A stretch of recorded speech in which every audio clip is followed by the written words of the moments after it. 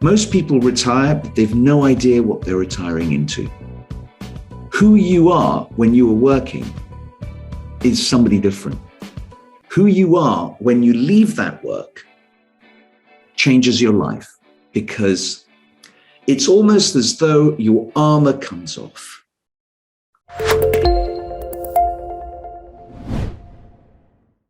On this episode of KEAL, I have the distinct honor to speak with George Jerjian from England, a place I dearly, dearly love. How are you doing today, George?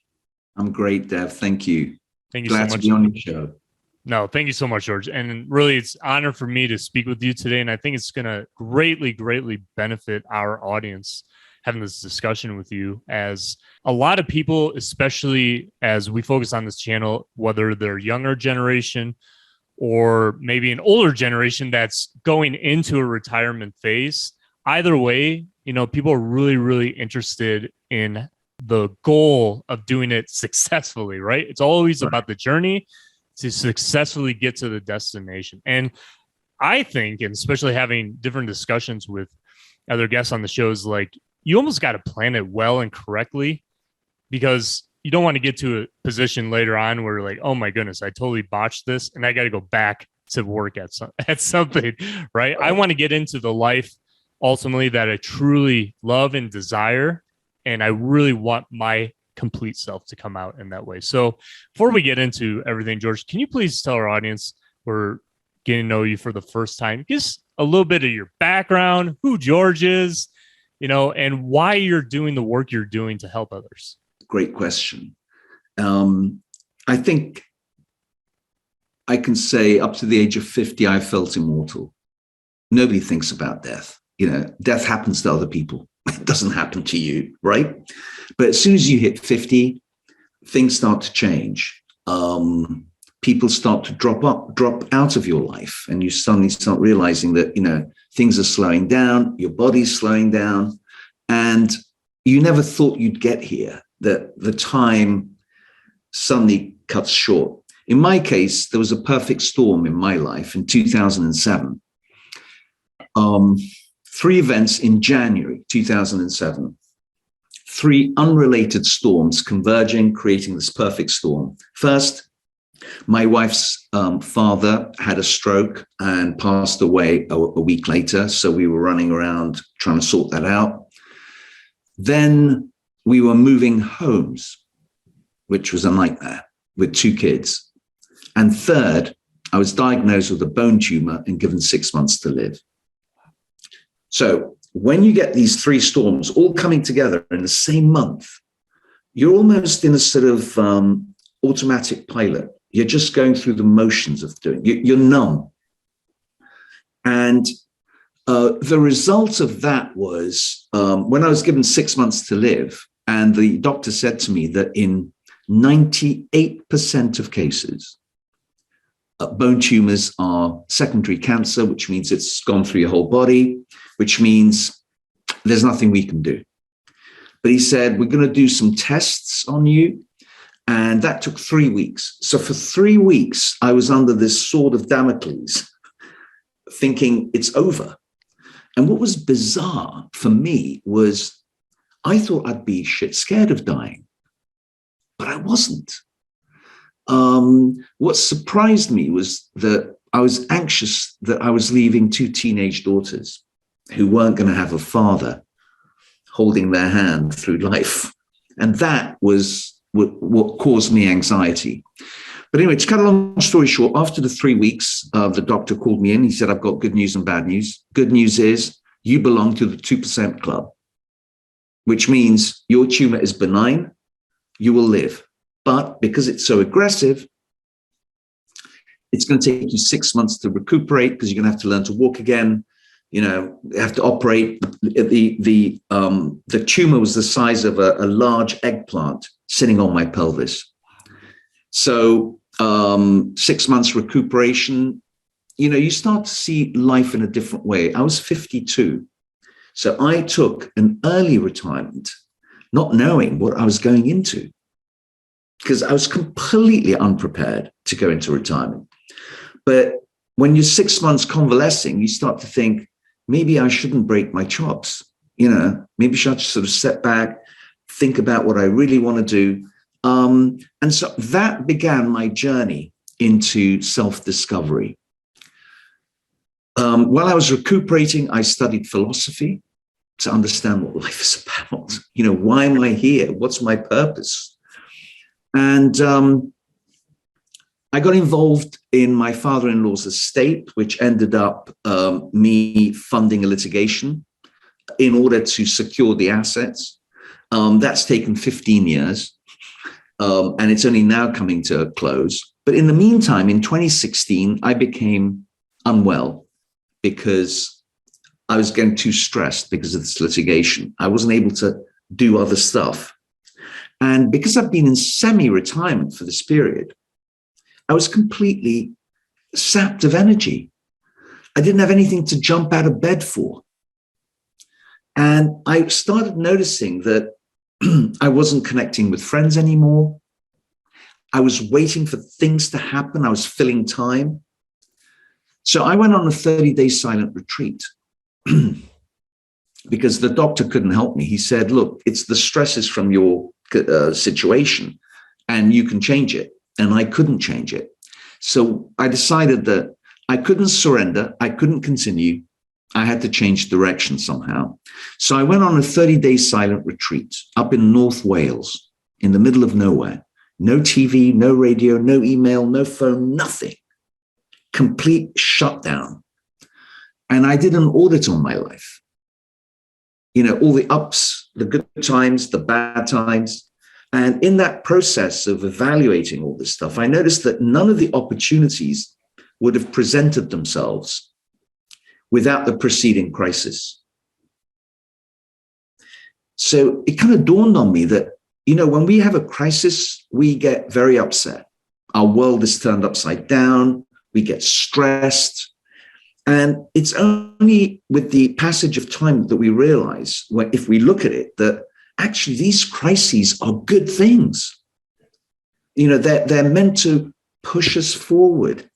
We're so keen on keeping the status quo. We don't like change. It upsets us. Although we do want a little fun, we are too careful. So, and because that's the way we've been taught, to be careful. Don't take too many risks. Don't be stupid, So for me, it was this journey of mine that got me to realize that, I'd been in marketing most of my life, commercial real estate, doing the sort of the big things. And here I am. I gave all that up to start this, helping people make this transition into retirement. But mine has a slight twist on it. And the twist is this. Most people retire, but they've no idea what they're retiring into. They have no idea of the challenges that they face in retirement. What most people don't realize is they think that if they can save enough money, they'll worry about how they plan their life after retirement because they've got plenty of time. What they don't realize is the day they leave their work, the shutters come down. Who you are when you are working is somebody different. Who you are when you leave that work changes your life because it's almost as though your armor comes off and you're now vulnerable. You're exposed. You're not protected by the identity of who you were at work. And, I like to say to my clients, you get to ask this question. Who the fuck am I now? I mean, work gave you a sense of identity. And identity is hugely underestimated in the sense that people don't realize how fragile our identities are, because for most of us, they're masks. The real us is behind the mask.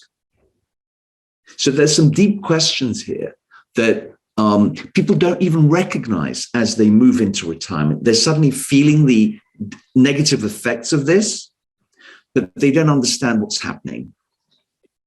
George, if I may just come in really quick to everything you've been saying so far. Firstly, your story is incredibly powerful. That really impacted me, what you've had to go through and then where you are now. And I think it kind of awakens something within me too. It's like invigorated, like, hey, you need to wake up yourself, right? Because you may be letting life just pass you by and you're like on sleep mode, and you can't be like, and what I'm taking away quite deeply from a lot of what you've said so far, and there's a lot in there, but I think especially people like myself, younger generations need to wake up, like in the sense that you cannot sleepwalk and just guide through life without becoming your authentic self, right? Don't wait to some distant future, and say, okay, there's the Holy Grail, all that money. Now I can retire. Now I don't have to worry about anything else.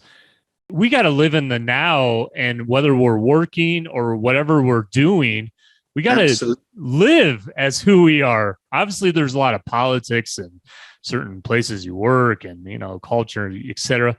But again, like you're saying, I mean, the experience that you went through, as difficult as that was, and as much of a wake up as that was, I mean, that tells to me, and I think anyone who's going to watch and listen to this, that don't sleepwalk through life. Now is the time to be you, regardless of what you're going through. You're absolutely right. It's just that if I were to talk to my younger self, I would say that too. But I don't know if my younger self would actually even understand what I'm talking about. I think one of the things about life is that it's a journey, and it's a journey of discovery. And it's not a journey of accumulation. It is in the first part of our lives. In the second part of our lives, the bizarre thing is that it's about decumulation. It's about getting rid of all the stuff that you don't need anymore. It's so bizarre. It is bizarre. It is bizarre. But here's the interesting thing. I actually wrote a book called Spirit of Gratitude.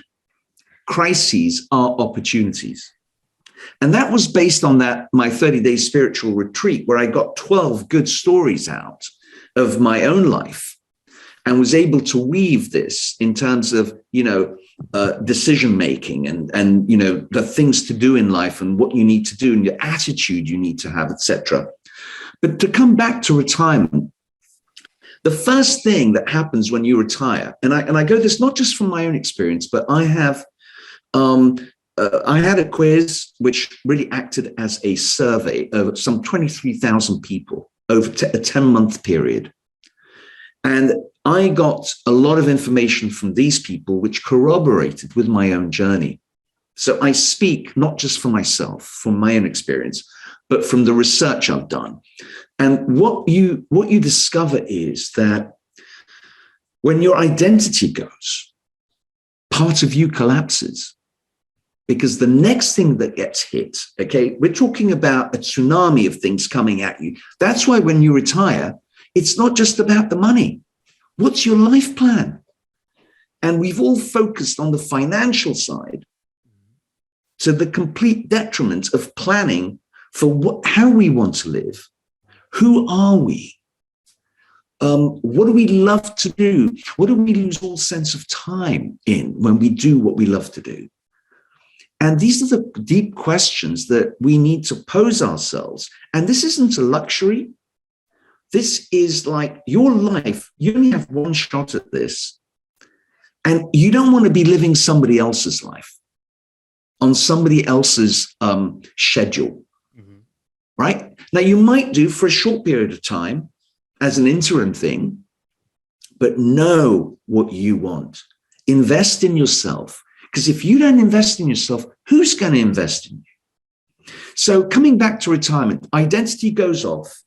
The next thing that gets hammering is your self-esteem and your self-value, your self-worth. Because without work that you derive joy or you give something to the world that's of value, you start to feel that you have no value. I'm useless. And imagine that inner negative dialogue that you have. You know, who am I? You know, what am I doing? I'm doing nothing. I'm not worth anything. Those sort of inner dialogue conversations that are going on are like termites in a house. They eat away at the foundation of who you are. And then, of course, as soon as you start feeling that way, you don't really want to be engaging with people, because makes you feel uncomfortable seeing them worthy. You go to a party and you ask people, you know, what do? They'll tell you, I'm a retired lawyer. Really? No, you're retired. Why'd you put lawyer behind that? You were a lawyer once. The reason is because they need to have a semblance of self-respect. That's why they add, I'm a retired lawyer. Whereas actually, because they can't say I'm retired, because they know that means nobody will want to talk to me this evening. But in England, isn't it barrister, as far as I remember? Am I wrong about that? No. Well, okay. A barrister in England is the guy who stands up in court and argues on your behalf. Okay. A lawyer is like a solicitor. A solicitor is the guy who does the paperwork, you know.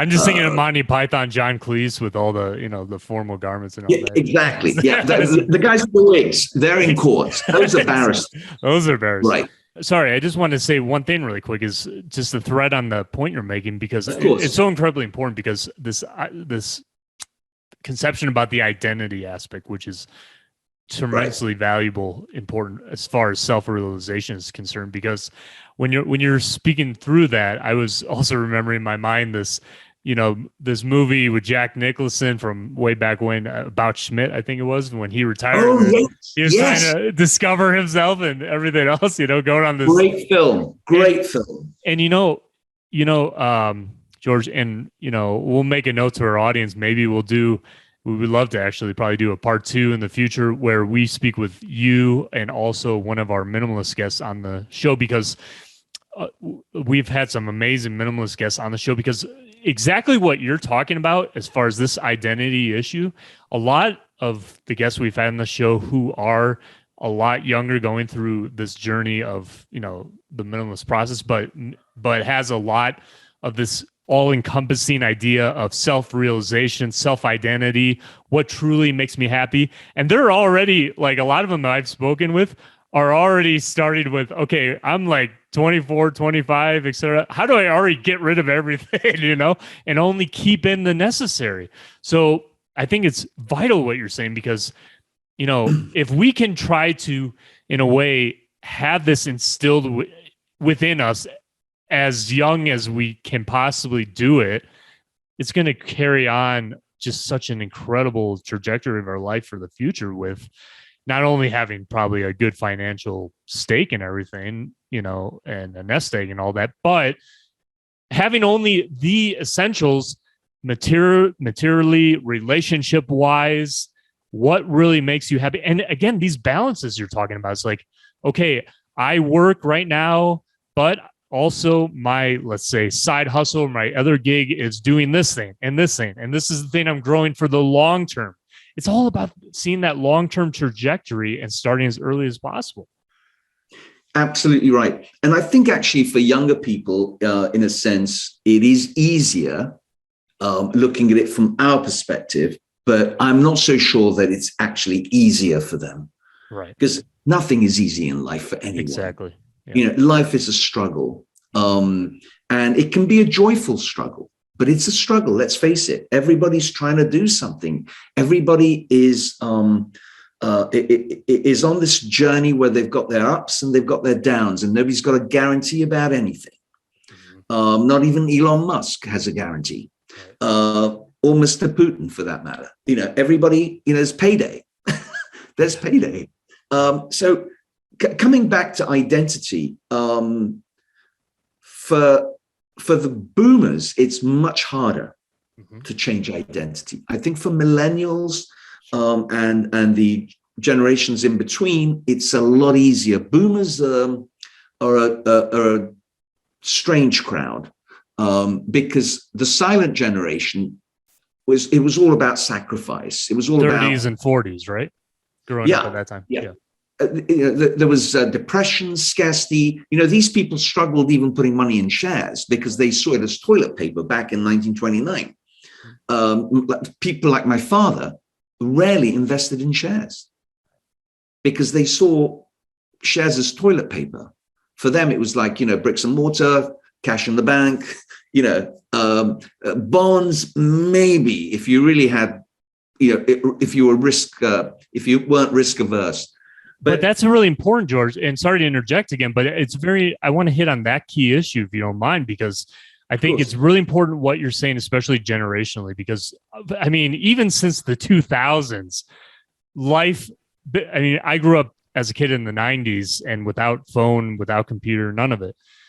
But really since 2000, 2001, life is just black and white difference, I would say, in my own opinion, even since that time period. And especially, I'm really curious, especially with like the boomer generation and, that consortium, that group. I'm really curious then, because a lot of it, as we're talking about, is really mindset, this psychological process and everything else. What is your, George's approach really in helping people through that part of the transition? What's your approach to that, and what does that all involve? Okay, thank you. That's a great question, Dev. I'm not your typical boomer. In a sense, and I'm not saying there aren't many boomers like me. I just think that the vast majority of them have a very conservative mindset in terms of the money they've got, the savings they've got, but also the conversations, that inner dialogue that's going on. I'm too old to learn new things. That already puts you in a very bad place. And what I do is I try and help people to put the money aspect of the equation in retirement to one side. Money's energy. Nothing's going to change there. Just put it aside now. Focus on your life. That money has to be used for you. You're not the slave of the money. The money has to be used for something. And when people retire, generally there's not much money coming in. So they start to become careful with money. They start having fewer experiences because they don't want to spend. So their sandbox gets smaller and smaller and smaller, as does their mind. And then they wonder why we have cognitive disabilities, why we get dementia, because we stop doing things, we stop learning, we stop growing. When you do that, that's called retirement. And the definition of retirement is a withdrawal from active life. What I call out for is unretire, which means re-engage with life. Because most boomers retire at 62, 65, they've got another 30 years to go. 99% of those boomers will outlive their savings. They'll reach the age of 88, run out of money when they need it most, because medically they need to be looked after, and there's no money now. So to answer your question, what do I suggest to my tribe is, I use the word dare because dare implies an element of courage. Being stuck in retirement makes you complacent, you're comfortable, you don't want to change anything. But staying where you are is extremely dangerous for you, because you're going to outlive your savings. But before you outlive your savings, you're going to go gaga because your mind's not engaged. You're not socially engaged, right? So what I am saying to them is you have to dare to unretire and discover a new purpose for yourself. Who you were before is gone. And wealthy people and people who had power in their work have the greatest difficulty letting go of who they were. because it's so much harder to get back to that position in this new space. And they know that. But the reality is, who you were, by holding on to it, you're not keeping it because that person is gone. So it's a bit like the caterpillar. It's got to go through the chrysalis. It's got to die. And if you look at the inside of a chrysalis, it's basically caterpillar soup. Caterpillar is being broken down, and it's being reformatted and re-emerging as a butterfly.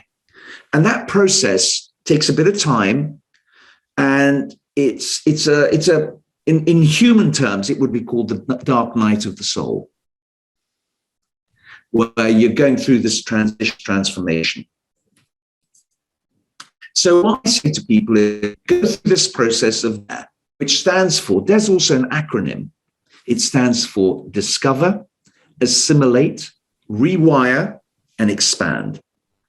So and it's got 2 modules in each. It's an 8-week program, essentially. It's an 8-week process. The first 2 is about retirement, understanding the illnesses, the cocktail of illnesses that you're going to be served with effectively, right? Because when you're retiring, that's it, you're surrendering. To use your word, which I use, you're sleepwalking into retirement. And once you get past a certain point, there's no coming back. So if you're about to retire, sit down, invest in yourself. Invest not just money, but time. Who do I want to be? Who am I? What new identity do I want to create for myself? Who do I like working with? Who do I want to serve? And ultimately, of course, the 2 questions that I ask is, number 1, what activity do you lose all sense of time in? That tells you what you love to do. And the second one is, if you don't know the answer to that question, the second question I have for you is, what are you afraid of? Because to use Joseph Campbell's quote, the cave you fear to enter holds the treasure you seek. The cave you fear to enter holds the treasure you seek. To protect yourself, you've made what it is you love to do fearful, so you don't go there. This isn't like taking a leap from the 57th floor of a building. We're talking about imaginary fears in your head that stop you from going to where you should be going. You get one chance in life. Don't screw it up. Take the time to use this time of retirement to go into this chrysalis and break down who you were and recreate yourself into something new. I was never a coach before. I didn't help people transform. That wasn't what I did. I helped to market. I helped strategic thinking in commercial real estate. It was a whole different world, a different person. That is not me anymore. And a softer, a gentler person has emerged out of that. I don't fight for money. I fight for cause now. I fight for something bigger than me. That's what I do. So moving on, that's the first 2 modules is about retirement, understanding what you're up against and the transitions that you're up against. So for example, just on a final note, the transitions, as I recently learned, there are many levels of transition that you have to go through. And using this caterpillar to butterfly process, the relationship with your spouse. For example, the girl I married isn't the woman I'm living with at the moment. I mean, same person, same name, but whole different person. And she would say equally, I'm not the young, handsome guy I was. Who's this old git that was living with me? Right? So because we've evolved. And so we're evolving one more time. And all sorts of fears rise up when these changes happen. And invariably, it's not the fears of the other person, it's your own fears that you have to deal with in order for this relationship to continue. And if you think by trading in for a younger model, things are going to get better for you, get over yourself. Too many people have suffered making that terrible decision. Absolutely. Nothing changes. And you can't change other people. You can only change yourself. And I promise you, if you change yourself, your spouse will change. It's just mathematics. No, absolutely. And George, it's incredible. So many golden insights that you just shared there, and just so many great life lessons overall. And, the thing is, I think if anyone's going to take, at least two main things away from this conversation, there's a lot more, but two main things that really stick out are this idea of not living in fear and really understanding the journey. Life's a journey, because, I think even Winston Churchill said as well, like, courage is the most important trait that we encompass as a human being, and it's upon all other characteristics of that trait that fall upon courage, right? Like, courage is the most important thing, always, first and foremost. But the journey itself is really the mirror looking back at you, right? Like, all the people you meet, all the experiences you go through, all the ups, all the downs, all the tribulations, all the joys, everything is for you to look back at you and say, what is this teaching me, almost, right? Like, when you went on that retreat in complete silence, for you, when you first left from that retreat and you got back into the world, what was like one of the first revelations that came to you about life itself, or who you are, that you discovered about you? It's like, oh my goodness, there it is, right? What was there something that went off like almost immediately when you left, and you're like, this is something I needed to know? Yes, I think there's probably more than one, but the first one that comes to mind is the beauty of silence, which I had never understood. I used to run away from silence. I need noise. I need people. I need communication. These are needs, but they're not real needs. Silence is, the first 3 days in that silent retreat was, for me, the worst. Not being able to talk. Very painful for me. But once I got into the silence is where you actually communicate with the inner you, the real you, the authentic you, right? All day long, we've got masks. From the day we were born, trying to please our parents to make sure we got fed. We just have masks. We go to school, we have to have a mask to protect us. And by the time we're out in the real world, we've got about 30 masks. And that's most normal people. If you're a sociopath, you probably have 5,000. But then nobody knows you, do they? That's why one of the conditions to be a CEO today is you've got to be a sociopath. You're dealing with so many people. But coming back to your question, I took away something which was very powerful, which is meditation. I was able to, and I do this religiously every day. I do a 20 to 30 minute meditation first thing in the morning to center myself, to go into myself, and not to prepare myself for what's going to happen over the next 24 hours. Because I don't know what's going to happen in the next 24 hours. I might not even make it to the end of the day. Mm-hmm. Nobody's guaranteed that we're going to make it to the end of the day. I never thought like that. As I said to you earlier, I thought I was immortal until I was 50, which we are when we're young, and it's probably a good thing. But when you get to this sort of stage, you're thinking, I don't know if I'm going to make it to the end of the day, so I want to make sure I enjoy today. And even if shit goes down that day, if I'm prepared, I won't allow that shit to impact me. Of course, there'll be turbulence, but I'll be able to handle it better. Now, have I perfected this? Obviously not. I'm human. My nerves go sometimes too. But most days where I would have flipped a switch, nothing happens now. It's like I'm able to have boundaries. I allow, listening happens. And I also equally am nice to people who are in a situation like that, because I know what it's like to be. And what happens is that if you approach a situation in that light, if anything bad was going to happen, it's flipped over because the other guy turns around and thinks, thanks you for it. And the whole dynamic changes. And it's all because the ego has been removed out of the equation. So that's what I took out of that silent retreat, that the real me is not what other people see. And also, and this comes with age, what other people think doesn't really matter so much. When you're younger, what other people think is very important. You need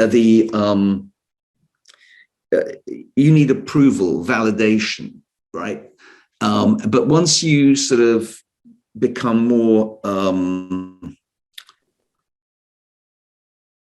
integrated into who you are, it allows you to not have to need validation from other people. You're enough. Yeah. George, I just listen to you in your own journey and your experiences, which you have so many important lessons that you can share with others and really help invigorate in them this self-discovery. I think that's so incredibly important and valuable. I just want to commend you also on where you have been through all these situations and what you've really discovered for yourself. So, that's very commendable, and I'm very happy for you, and you have faced a lot of, I always envision life in this way too, metaphorically, like being a boat in the ocean, going from Hawaii to, Japanese coast or someplace. I don't know. But, every time you set sail to go from, that large of a journey, if you leave in the morning, usually the waters are calm, the sun is out, beautiful, landscape, all of it. You get at night, couple of days, 2-3 days into the deep waters, and you're going to hit some huge waves and everything else, and storms and whatever else comes your way. But as long as that boat doesn't tip over, you're all right. It's just gonna rock back and forth. You got to sail it properly, but you at the helm, guiding the boat and getting to the destination, and it doesn't, you got to enjoy it, and you got to go get through it in the end, So it's incredible, all the insights in which you have presented our audience to really help them as well, kind of wake up a little bit if they need it, or at least just be more inquisitive with what they're doing, right? More than anything. Definitely. And Yes. I have one last thing to ask you, because we're out of time, but Sure. We'll look for a good opportunity in the future for a part 2, if you wouldn't mind, because I think not at all. I'd be delighted. Thanks, Dave. No, we can go into a lot of other things as well, but I think this is really a really great way and a great episode for people to know who you are and your story and just these valuable insights. Just an incredible discussion. My last question for you, George, is, what would you, going back to this idea of fear, because it is a big problem, unfortunately, in our world nowadays, and for many reasons, people's anxieties are through the roof, and they, especially when it comes to issues even with money, like when people feel anxious and they want to bury their hurt, so people maybe just want to go and spend, right? And not think about, is this good for my own personal, state of being or my future or anything else? Is there like a last insight that you would maybe recommend just anyone out there? Say, before you make that decision, try this particular exercise or try this particular thing that maybe will make you help think twice about what you're doing. Yeah, I think that's a really good question. One of the things that comes to mind is thinking is the hardest thing to do. Henry Ford said that. That's why so few people do it. Right? Think about that. Thinking is the hardest thing to do. That's why so few people do it. And I'm going to just tell you this little story because I think it's powerful and it connects to the thinking bit. And most people don't think. They're working on a program. I'm going to blow this money. I'm going to spend this money. They're looking for that immediate gratification, and then there's regret comes in. Mm-hmm. You don't actually need that, but it's a program you have in your head, right? So one of the things you do is, and this isn't a woohoo thing, thinking and thanking are linguistically connected as well as neurologically. So, for example, Martin Heidegger, the German philosopher, said, thankfulness is the pathway into thinking. So if you're grateful about all the things you have in your life, just list them out. Not just your home, clean bed sheets, running water, your family, kids, parents, all these things, and your work, all the technological stuff that we have that allows us to communicate as we do. If we're not grateful for these things, no matter what we aim for, nothing will complete us. Let me give you an example. Some people think, right, if I get that big beach house, that's it, I'm done. I'll be happy. But until then, I'm not a happy person. And then you get that beach house, and guess what? You're still not happy because your mindset is not in that place. So now you want a private jet or, a Lamborghini or a Maserati. I don't know, whatever it is, it's never going to satisfy you because there's a huge vacuum, a hole inside you that cannot be filled by these outside things. The only thing that can fill that is being grateful for what you already have. And the minute you're grateful for the things that you have, it opens up opportunities for the universe to give you more. And on closing, I'd just say that, this manifestation thing, you can be grateful for something that you don't have yet, and that can bring it in. At the moment, they're calling that manifestation. 2,000 years ago, this guy in Galilee said, if you believe that, if you're grateful for, and thankful for having already received it, it's already yours. Right. So to the guy who's going to be throwing money in the wrong place, I'd say, start to think. And the first thing before you can think is be grateful for what you already have. And that could include your partner, your body parts, because you could have an accident, lose a leg. Yeah. Now, are you grateful for the leg you don't have? Do you see what I'm saying? The psychology here. It's being about grateful. Gratitude, and I'm so incredibly happy you brought up this point, George, and this theme, because, gratitude is something that we speak a lot about on this channel, and it is just so vital into changing. Well, not changing, but at least it's becoming more self-aware and realized of what your life is about, what you're all about, and more conscious of yourself all throughout the day. I really like as well when you're speaking about your meditation practice, because what all this does between being in the silence, which is not easy to achieve, as you know, but also combining that with the self-realization and gratitude of what you're just breathing itself, which is a miracle. Yeah. It can bring a lot more clarity into everything you're doing and less compulsion day to day. So absolutely. So important that you said that. And I, just to conclude, George, really, I thank you so much for this very scintillating conversation. I really look forward to the next one. And before we go, can you please share with our audience, like where they can, find out more about your course, your book, connect with you personally, all your socials. And we'll include all of it in our description, our pinned comments, our show notes on all the platforms. So where can people find out more about you and connect with you? My website is georgejerjian.com. That's JERJIAN.com. And my social handles are either George Jerjian or Retirement Rebellion. So those are the two. And you'll find my courses, my books, and everything else on there. Perfect.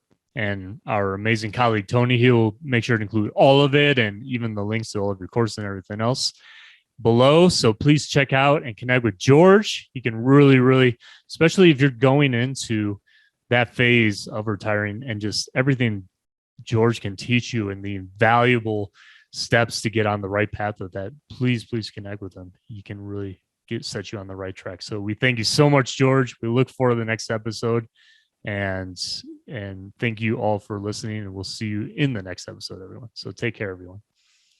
Thanks, Dev.